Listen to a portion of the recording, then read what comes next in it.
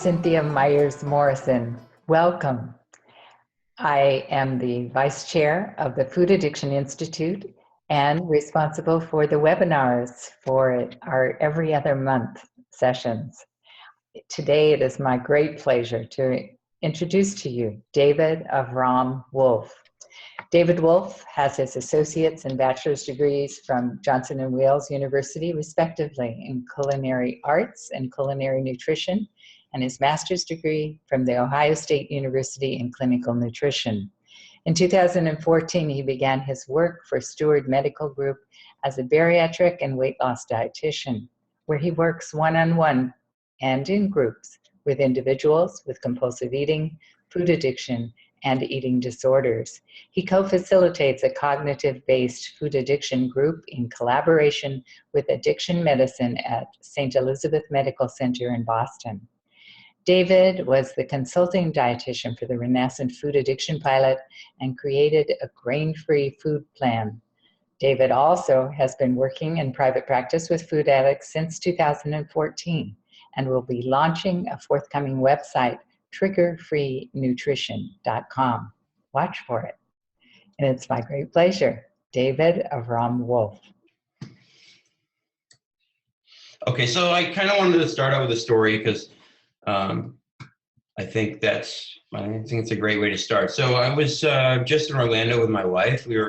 I was at the one of the annual board meeting for the Food Addiction Institute, and we were flying back, and there was a little girl on the airplane, and she was screaming bloody murder and crying, and nothing would calm her down. And so the flight attendant came over and said, "Oh, honey, do you want a cookie?" And instantly, she stopped crying, she stopped screaming, and she had the biggest smile on her face. And I think that this is a great example of what happens to our brain, even when we're not even given the substance yet, which in this case is likely sugar, but even the idea of it brings us immense pleasure. And I think this is, I'm not sure if this little girl is going to become a food addict or not, but I think that it's clear that her response to the reward is alarming.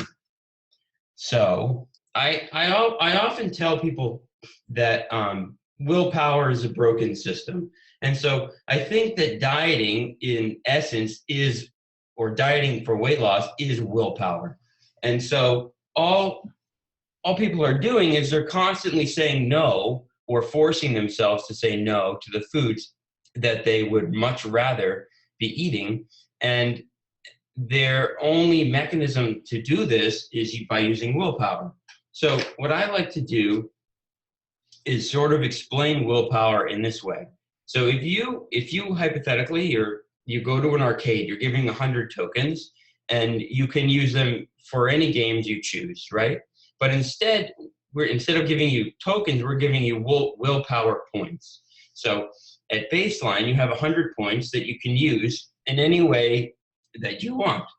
But when things start to go awry in our lives, the amount of willpower that we have starts to go down. For instance, you get a nasty email from your boss, you have to spend 15 points in order to not eat. So now instead of 100 points, you have 85 points. And then you find out that your mom breaks her leg and she's in a long-term rehab for 2 months. There goes another 15 points. So as you see, as you progress through life, you're going to experience stress no matter what. And then as we do this, our ability to say no to certain foods goes down. One of the things that I often use with my clients is this concept of what I call the trigger food triangle. And this is something that helps us establish which foods are problematic for them and which foods have an emotional tie beyond nutrition for them, meaning it's not like just food, it's something else. So we came to this conclusion with working with a relapse prevention specialist that I team up with at the hospital that I work for, and we run a cognitive-based food addiction group.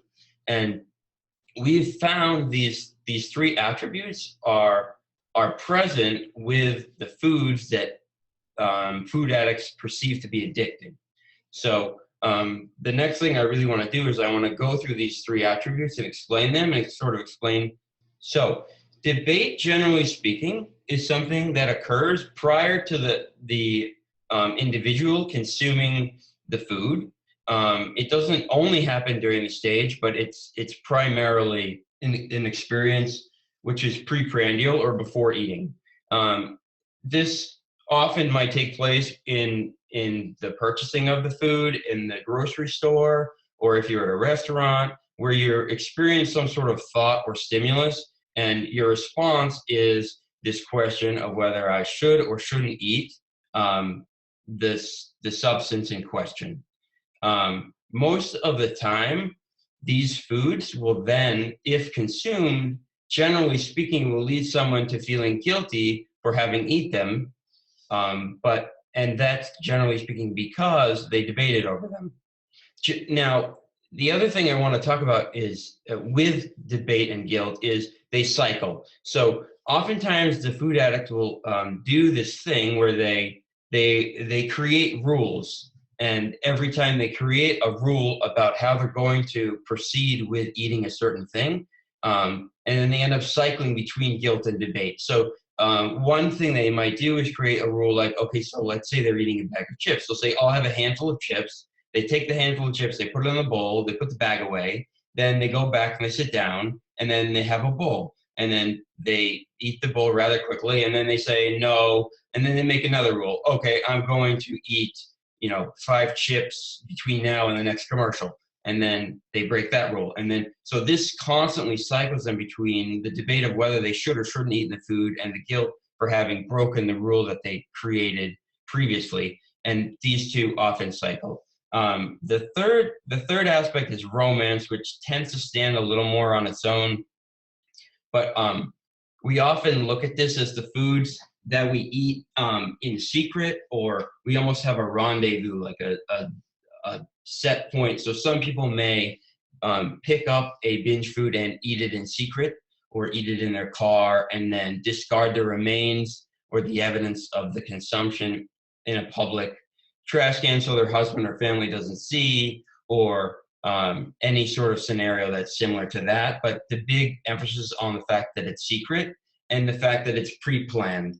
For instance, I have a particular individual who eats ice cream in almost a sexual way, in that it's lustful for her, and then she'll always have a second half gallon on hand that she'll hide in the bottom of her chest freezer, and then she'll replenish what she ate from the first container with the second container, and then she'll replace the second container with the third container, and each time she'll actually dig out the container from the bottom of her freezer and then replace it back at the bottom.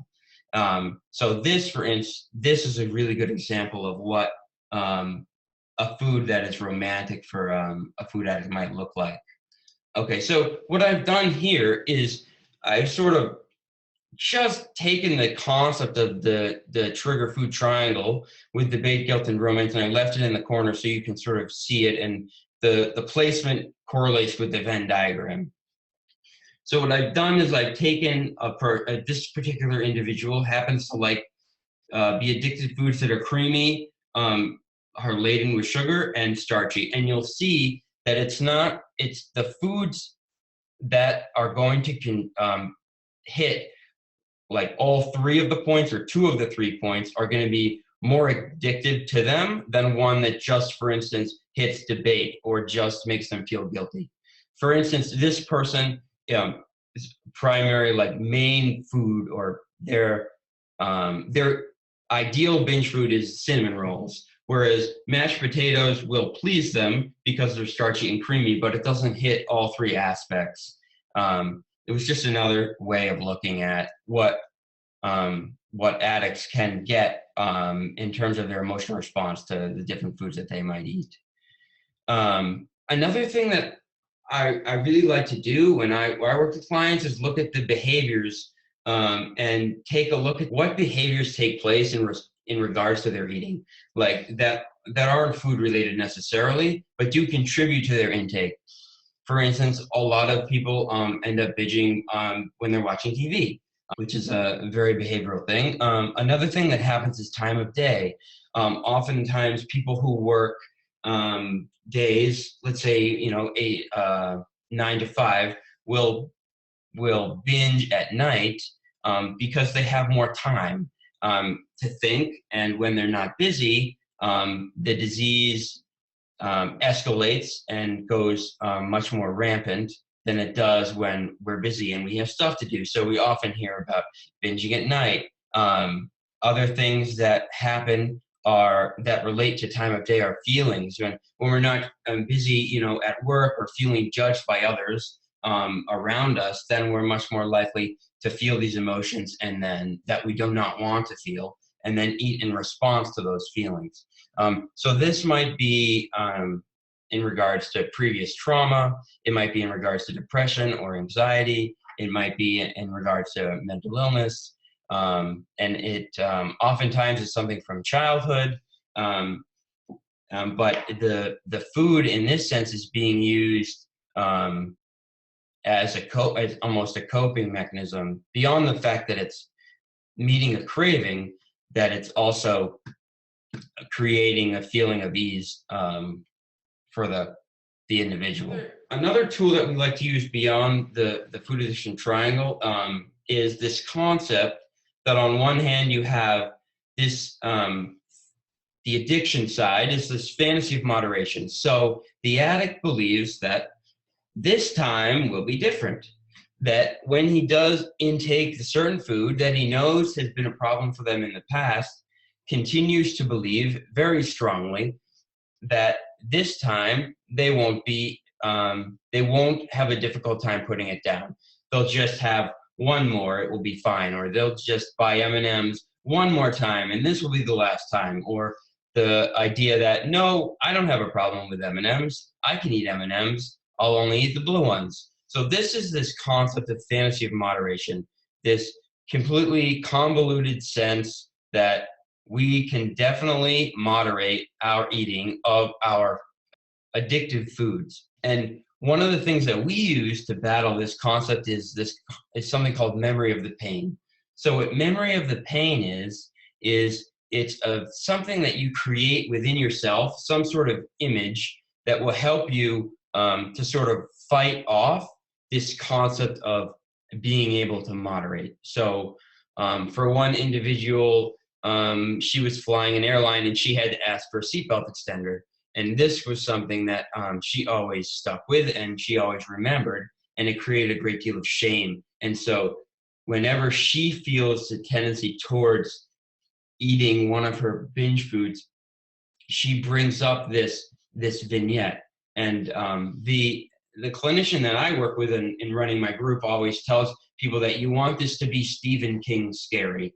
You want it to not only affect you, but you want to involve what we call collateral damage. So, for instance, if you're a diabetic and you're worried about your own health, it may not be strong enough to compel you away from this fantasy of moderation, but perhaps it will if you add in the other people that you love and care for that will be impacted by your choices. For instance, perhaps this person doesn't really care if she's going to lose her toe from diabetes, but she does care if her husband has to take her to all her appointments because she can't walk anymore, and her kids have to help her get off the toilet, and sort of examples like this. Other examples are some people who have canes, and maybe a cane isn't a strong enough image for them, so then the next step up might be a wheelchair or something like that. I find that really the main limiting factor for clients that are, or I believe are food addicted, is willingness. And so you often have to gauge where they are in terms of What are they really willing to do? Are they willing to try to give up something for a certain period of time? Are they willing to cut down? What are they willing to do? I'm not a fan of harm reduction, but unfortunately in the clinic I work in, it becomes difficult because people have different levels of willingness, and it's outpatient. And so really gauging where they are and what they want to do and what they're comfortable doing or what do they believe that they can do are really important aspects of sort of creating this food plan. If I tell a person that they can't eat sugar and grains and they're not willing to do that, and I have the belief that they're going to leave my office and come back in a month having not eating them, that's going to set up a disaster and or terrible follow-up, and maybe they will never return. So I think it's a really important aspect to gauge, especially in the outpatient setting. One of the things I did want to do is, before I talked about the food plan that I've created for food addicts who have issues with grain, because most of the food addicts I work with do, is I wanted to talk about ways that we can evaluate whether people's food plans are working.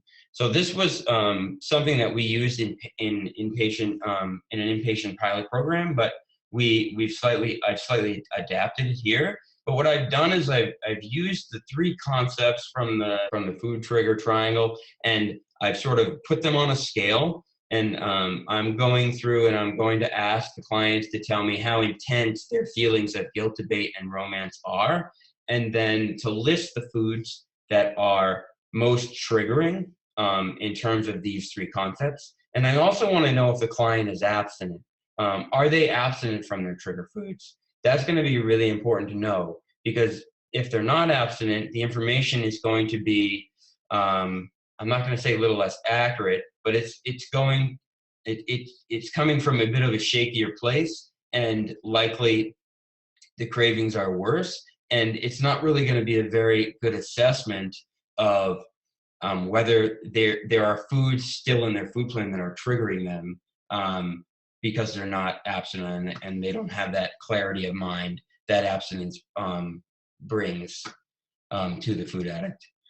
So I really wanted to talk about my food plan, because I think that it brings to light some different components of eating that just weren't there when the concept of a grain-free food plan for people who had issues with grains were initially produced and created and developed. So our food environment has considerably changed since they were first developed in the 60s and 70s. And we have access to foods that they didn't have access to. And also our palate has changed. And part of the ways that our palate has changed is through food availability, but also in youth and adolescence. For instance, 20 years ago, the likelihood of you seeing like black beans or kidney beans in a school menu was very, very low, and now it's very common.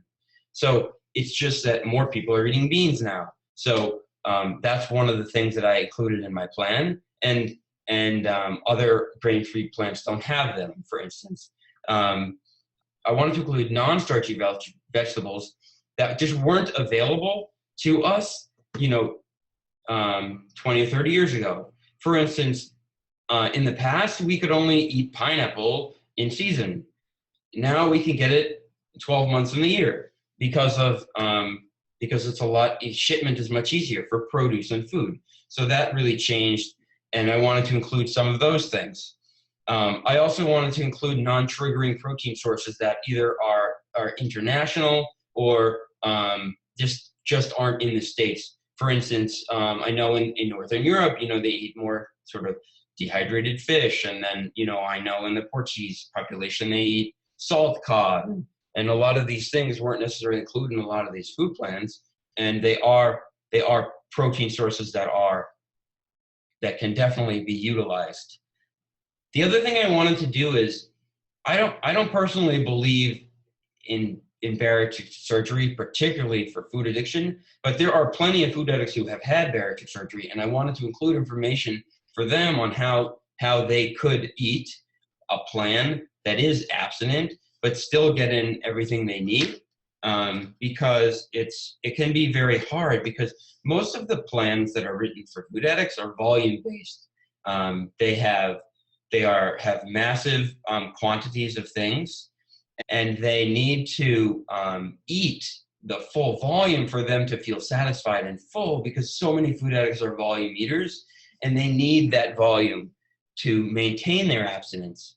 And the post-bariatric patient can't really eat in volume for the most part if their pouch is functional. And so I wanted to give them the information that they would need in order to eat in a healthy way and in an abstinent way, and maintain their fullness without stretching out their surgery if it was still being effective. So now what I kind of wanted to do was talk about how we can apply all of this information to the bariatric client. And I think that for the most part, a lot of things are quite similar to the non-bariatric patient. It's just really dealing with this volume issue that's the main concern. The other thing I really wanted to talk about was some of the paradigms and sort of discoveries that I've made in the past 2 or 3 years working with this patient population.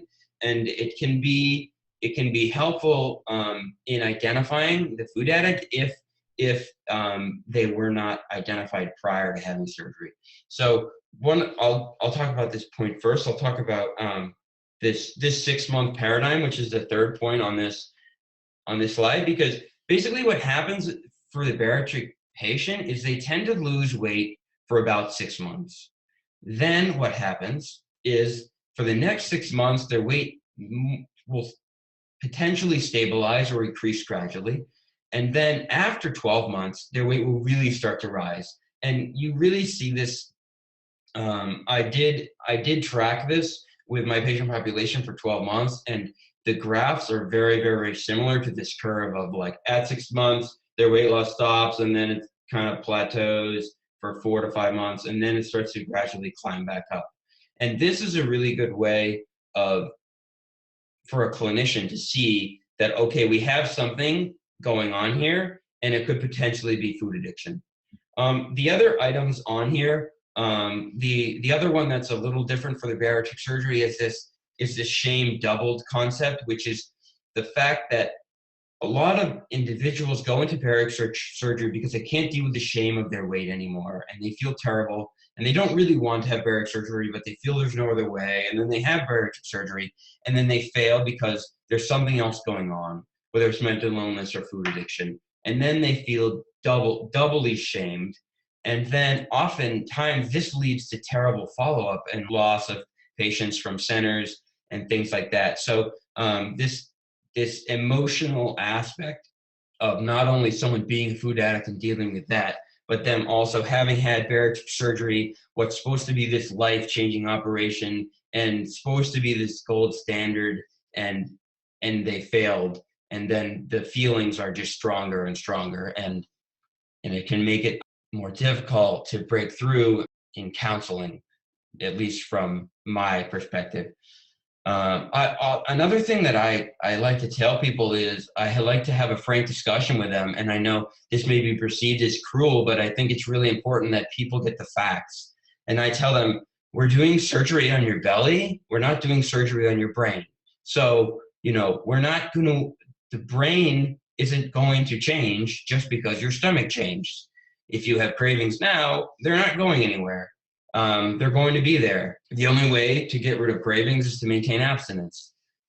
If, for instance, and a great way to explain this to people is that when people do the Atkins diet, for instance, which I do not stand for, but when they do it, there's no carbs really. And then they say, it worked great for 6 months. And you're like, okay, so what happened after 6 months? They'd be like, well, I had a potato chip and then I gained 60 pounds. Right. Now, that's, to me, looks a lot like food addiction does. It's the fact that they had a food that elicited cravings for them, and then they gained 60 pounds in a month or 2 months. And that just shows us that first of all, willpower is broken, and second of all, that cravings are the problem. I often tell clients when I know that they're food addicted, they just can't have surgery. But that I also work with clients that have had surgery and now identify with food addiction. And I work with them very closely. In fact, I see some of these clients once a week because that's what helps them. That's what I'm for. Now, the next thing I want to talk about is, what do you actually feed these post-bariatric clients? And to be honest with you, it's very similar to what I would feed a non-bariatric food addict. It's just that the volume changes. So most of the plans are protein and vegetable based, and they often have a fruit, one per day. And we avoid fruits that would either absorb a lot of water or fruits that are very high on the refined carbohydrate or sugar spectrum. So for instance, bananas are very high in sugar, mangoes are very high in sugar, pears are higher in sugar. So I tend to avoid these for just because of the craving cycle, and also because they can bother their stomach. The other thing I tend to avoid is foods that absorb a lot of water. So if you imagine what would happen to a slice of bread if you put it in a bowl of water for 5 minutes, that's what it's going to do in your stomach, because your stomach is filled with fluid. And so the normal person has room. Their stomach will hold about a quart of food. And so if you eat a slice of bread and it gets wet, there's room for it to grow. But when your stomach's the size of a small banana, it becomes a lot more complicated, and you just don't have the room for this. And that potential, that food, and as it grows and blossoms, that can actually lead to the stretching of the pouch. So I really discourage the use of these foods for not only the food addict, but also for the post-bariatric client. Rice is another example. Really, most grains will swell with water. Oatmeal, any grain, and whether it's rice, even potatoes, corn can swell. All of these foods will grow in size. The other question is how often does the bariatric client need to eat? And I think that's a really good question. And unfortunately, there's really no direct answer other than, unfortunately, trial and error. And the other thing is, if they are involved in some sort of a recovery format, or they're working with someone, they may elicit how many times per day that they will have to eat. But it is not necessarily possible for a post-bariatric client to eat 3 meals a day and get enough in. It's not possible to meet their volume needs. And so, especially with a lot of plants that are very high in raw vegetables, and they take up a lot of volume, and then they take up a lot of time to eat, and sometimes it's just impossible to get them enough food within a period, within a 3-meal plan or a 4-meal plan. It's not that it's necessarily impossible, depending on the state of their pouch, but it's not necessarily possible. So I also like to look at, where is their pouch? Do they have any level of restriction? And what kind of volume are they able to consume comfortably? And oftentimes people think, oh, I can't eat that much, I can only eat a half cup of food. But when you get rid of the foods that cause so much volume expansion, they can actually eat quite a bit more. The other thing to really think about is your life. I mean, if you have a job that you can't get away from, how often can you really eat? For instance, I did want to talk about desperation, and because I think that's what ultimately leads to willingness, is desperation, constant failure with what everyone has been trying. I think that when you have desperation and you have willingness, this concept of availability and time really tends to change, because now you're desperate and you're much more willing to do what it takes. So in that case, perhaps you are willing to eat 4 or 5 meals a day and deal with it, or talk to your boss about what's really going on and why you're having so much trouble, and perhaps they can be an advocate for you or have some flexibility, or maybe you need to take extra breaks and work a 9-hour day instead of an 8-hour day, for example. And all that ends up coming back to willingness and desperation. in general, my approach to treating food addiction is you really, really need to listen, and you really need to see what's really going on, what emotions are in play and involved with their foods. And you need to ask them loaded questions, the questions that are really difficult to them to answer. One of the first things I ask my clients is, do you have any history with trauma? I think trauma is a huge indicator, and oftentimes it coincides with food addiction or any addiction. The other thing I really want to do is I want to look at everyone from a bird's eye view from above, so that we can really look at everything, look at how they compartmentalize and decompartmentalize their eating and their eating patterns.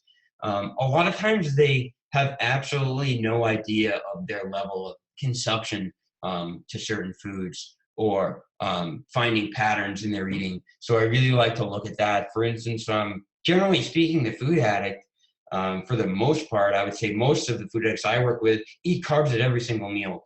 And they may or may not realize that. And I'll say something like, do you realize that you are eating grains like 7 or 8 times a day? And usually they have no clue. And then that starts to help them realize that they are a food addict.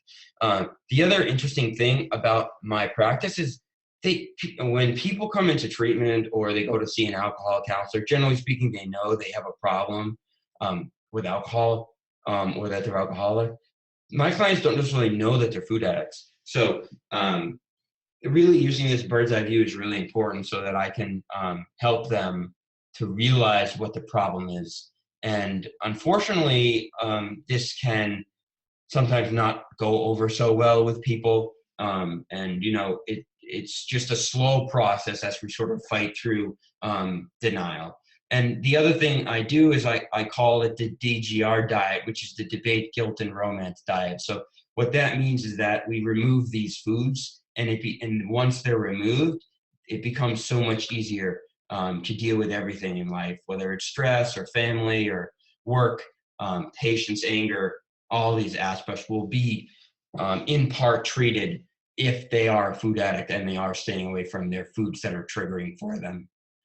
The other thing that before I close, I wanted to bring in to mention this book that I'm actually working on with Cynthia Myers-Morrison, and I'll bring her on in a minute to touch base on it.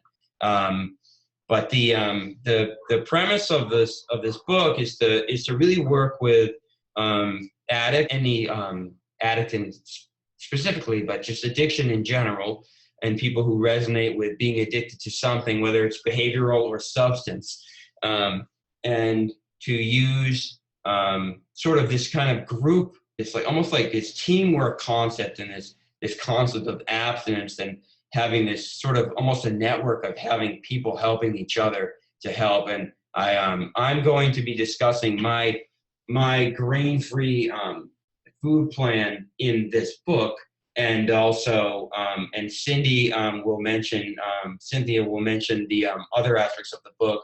But before she does that, I just wanted to bring to light one other thing about my food plan. And I often have clients who spend a really long time trying to figure out what their problem is with food and what specific foods are the problem. And they find this process very painful and stressful. Oftentimes they'll describe it something like, I feel like I'm scraping my knuckles on concrete, and I just really can't figure out what my triggers are and what exactly is the problem. Like, I can eat fruit. Can I eat dried fruit? I don't know. I can eat wheat berries, but I can't eat bread. Can I have whole wheat bread, or can I have sprouted grain bread? There's so many different really permutations of these concepts of like sugar-free food plans. Like, what is sugar? Is sugar white sugar, or sugar white sugar and brown sugar? Does it include honey, agave, all these other things? So what I've really done is I've taken out nearly all of the potential triggering items from my food plan, so that the food addict doesn't have to fight this whole debate thing, because that's what happens is it's not necessarily that their like intention is to binge once they have abstinence. It may be, but maybe they're like, well, maybe I don't have to weigh out my salad, or maybe I can just guess with my dressing.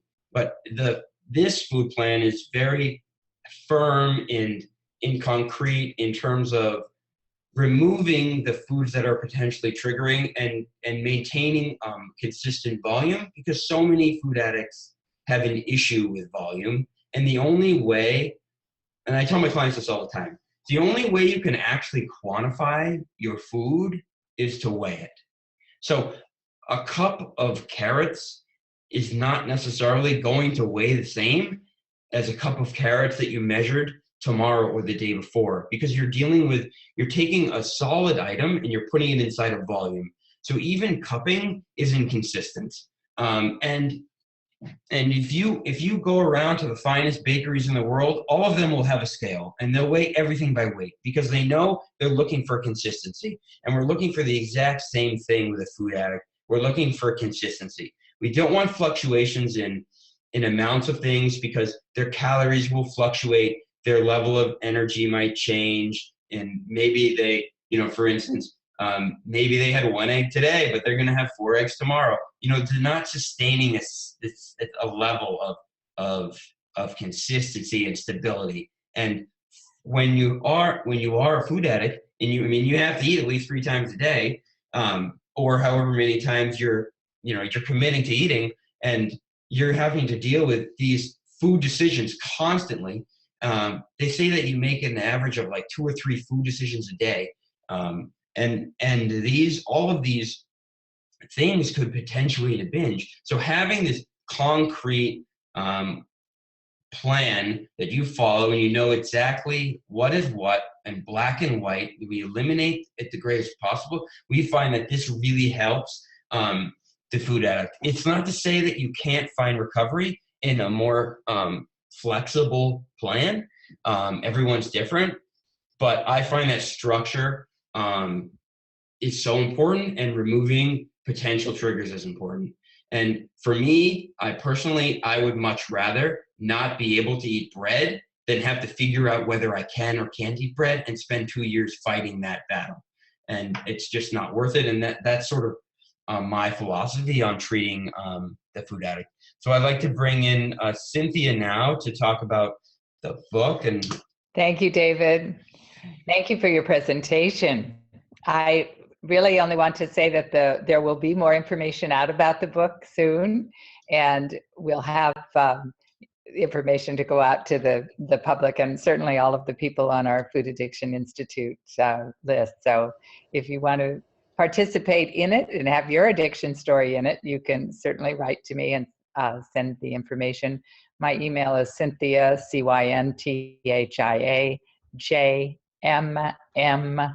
@gmail.com, CYNTHIA, JMM @gmail.com. You can be in touch that way, or with David Avram Wolfe, and his information he'll put up in a minute. I just want we have a few more minutes before we close. So there is at the top or the bottom of your screens, there is a chat mode. There's also a question and answer button. And if you take your cursor to the bottom or the top, your Zoom window, then you'll be able to put in information about that. So do we have some questions for David? I have a question. Excellent. Great. David, thank you for your talk. I was looking forward to this. And I'm really hoping that I can use this little vignette that you did today. It was very useful for my patients at Renaissance and just outside of that. So just give me a nod. Will I be able to? Yes, of course. You can let me know. It's very helpful. Thank you.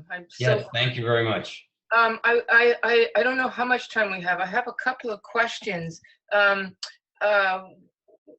guess that the food plan versus the lifestyle, like, how will your plan not be just a diet, which will fail, even though it's a great plan, versus how will we make this sustainable? I think that's going to be addressed in the book, right? Yes. Yeah, okay. So let's save that question. So let me just ask you one quick question and then maybe one longish one. You mentioned that thing about bread itself being this soggy mass. It was actually a very visual explanation. Thank you. Would you say the same about wheat germ? Would I say the same about wheat germ? So Which is an abstinent food. Right. I would say that it does absorb liquid, but I would say not like the whole kernel would. I think that I mean, from my experience, like working with wheat germ, its expansion is far less than it would be if you used like flour. So is it a safe alternative for a bariatric client who wants to keep to a particular volume but can't actually eat that much fiber? Is that a safe alternative? I think it's a safe alternative, but unfortunately, you're going to have to rely on trial and error to see how their stomach feels. Okay, good. Probably phasing it in slowly. Okay, thank you. So now my slightly longest question, up to you, last question though, is your plan, which I am really happy to see, includes grains, and most of the food addiction plans that you will see out there in the world, even though they may not promote abstinence, will at least go as far as sugar and flour. So what gave you the push towards grains? Like, what was it in your experience that made you think, yes, I have to include grains as well? I mean, the first one was my mother is a grain addict, a grain and sugar addict. So that was the first thing. The other thing I see is so many people have issues with other things, like primarily grains flour is grains ground up into tiny particles. So I really don't see a difference between bread and wheat kernels, other than the fact that it's been processed and maybe digested slightly quicker, but the actual substance is the same. So it's not like someone who's addicted to heroin can like imbibe an opium in another form that's more whole. So I look at it as an ingredient versus something that's more processed. Then the other thing is that I have a lot of people who are addicted to rice. And yeah, I was going to say rice and quinoa. Like they go, "How quinoa's healthy? Why is that not okay?" Right, sure. So I tell people when we look at the nutrition information between rice and quinoa, and they're basically identical on their carb load. The only thing that's different is quinoa is slightly more protein. So it's same thing. And yes, it is perceived to be much healthier than rice, but in the scheme of things, it's not much different than whole grain rice. Okay. Okay, thank you. I just had a quick one. I have a colleague with me, and he has a question. Can we take another one? Yeah, sure. Go ahead. Okay, go ahead. It's Tony. David, I agree. Thank you so much. I enjoyed your presentation. Mine's a quick one. In terms of the food effective scale, at what point do you introduce it? Like basically, how long would they be following the food plan before you have them do that food effective scale? Oh, so in what kind of setting? You mean inpatient or outpatient or? Either. I'm trying to get a feel of that. How far along do you? Through the detox process, it's going to be important. So I would say, every third or fourth day in the first. Okay, wasn't too sure if it's far in. Okay, that's my question. Is there a way we can get hold of? Is that scale published? Like, can I use that scale myself? Like as of tomorrow? It's not published, but I think that Martha was using it in Renascent. Oh, was she? Okay. Yeah, okay. I just took the scale that we were using in Toronto and took the word Renascent.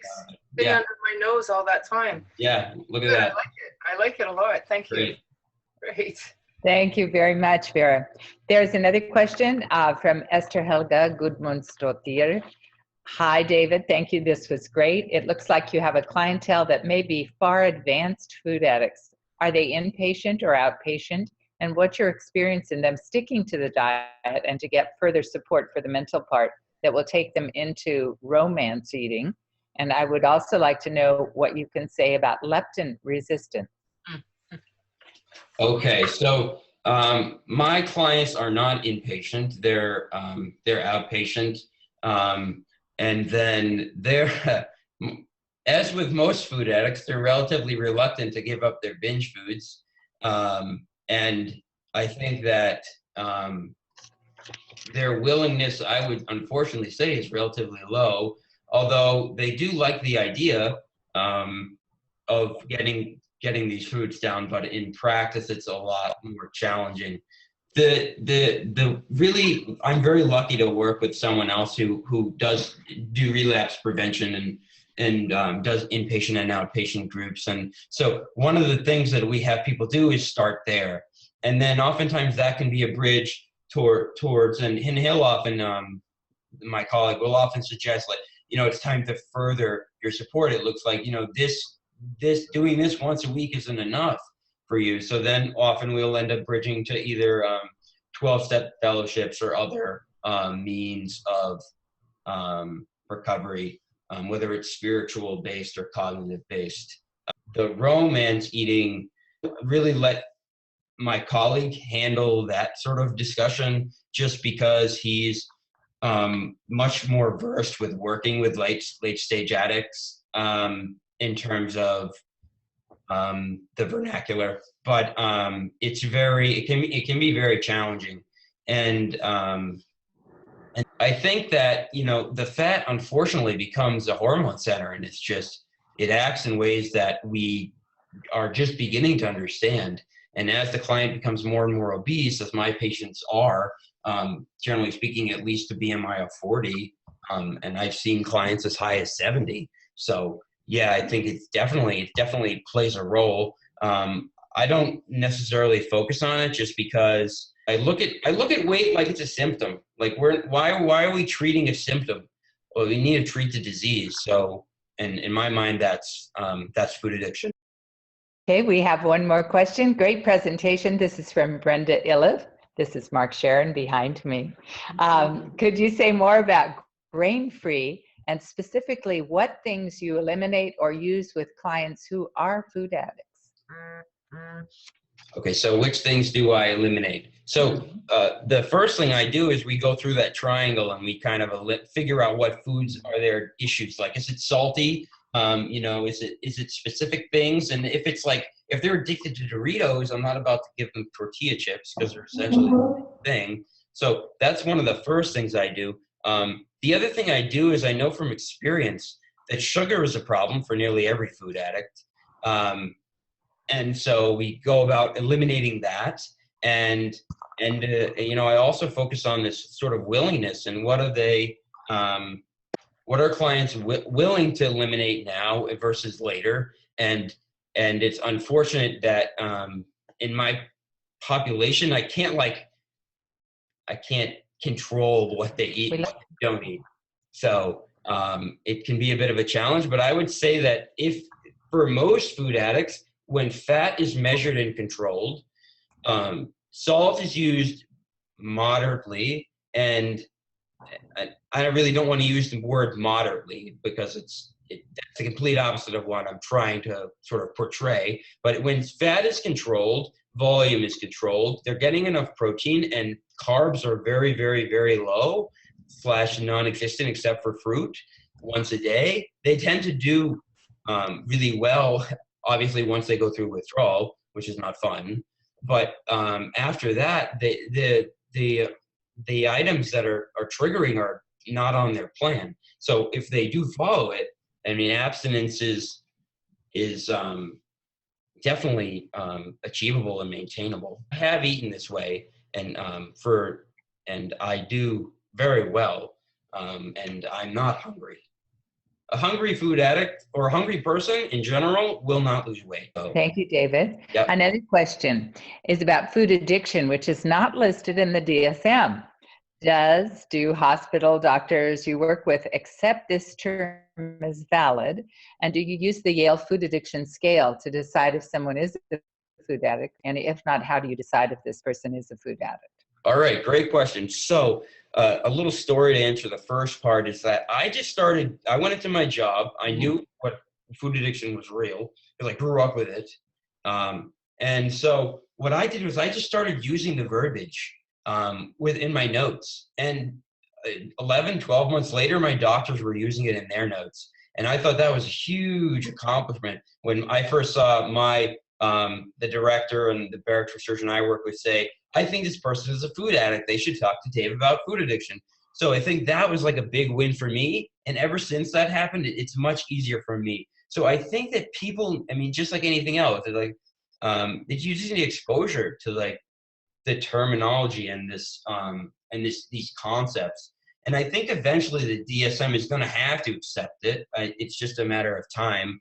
But I think that when we, for another example is I was I went to the board meeting last week, and I saw a kid in a restaurant. His mom asked him, "Do you want a milkshake?" She's like, "What's a milkshake?" And she's like, "Oh, it's melted ice cream in a cup." And she's like, "Yeah, I want a milkshake." And so I put that on social media and said, getting ready for my food addiction conference, and I sort of quoted the conversation. And I started this big conversation between people that I don't even usually talk with on a daily basis. And I think people just need to have exposure to this concept that food is addicting, and that addicting foods can lead to dangerous outcomes. Thank you, David. Brenda Elif asked, is this presentation recorded? Yes, it is. And it and the previous ones will all be available on YouTube, and we'll put out a presentation notice saying that they're out and available. Another question. Great talk from Zipporah in Israel. Thank you. How do you accommodate the food plan for vegetarians or vegans? Oh, so that's a great question. I will say that feeding the vegan food addict is not easy.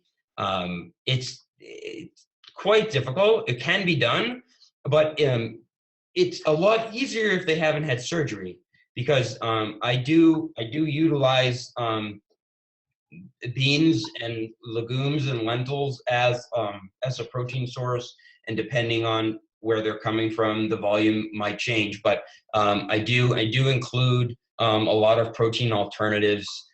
Soy. I do not include the ones that do contain grain, for instance, like tempeh, which is gluten-based. So it can be done. I would say the vegetarian is a lot easier, particularly the one that will eat eggs and cheese, but it can definitely be done, and there's plenty of options on the plan that would enable the vegetarian to eat abstinently. And one brief question longer, do you allow, from Jasmina, do you allow sweet potatoes and winter squashes? I do not include sweet potatoes, although I do include winter squashes. Thank you very much. There are more questions, and I'm sorry we don't have time, but we'll take those into consideration for future activities. And thank you, David. Thank you, everyone, for attending and for being part of our fourth webinar. If you have found these webinars helpful, please spread the word about them, and others are certainly welcome to participate. We'd like to have them receive the Zoom invitation, so that if you can send it to Food Addiction Institute, the people that you would like to have included in the invitations. Another webinar will be coming March 12th. The topic to be announced. We're looking forward to it. And the Food Addiction Institute will launch a new web page in the beginning of the summer. We're very excited about that. And in the fall of 2017, to launch a campaign to get food addicts and healthcare providers to all be so much more knowledgeable and aware of food addiction. So thank you for joining us. Thank you for your participation. And we look forward to having you here in 2 months. Thank you.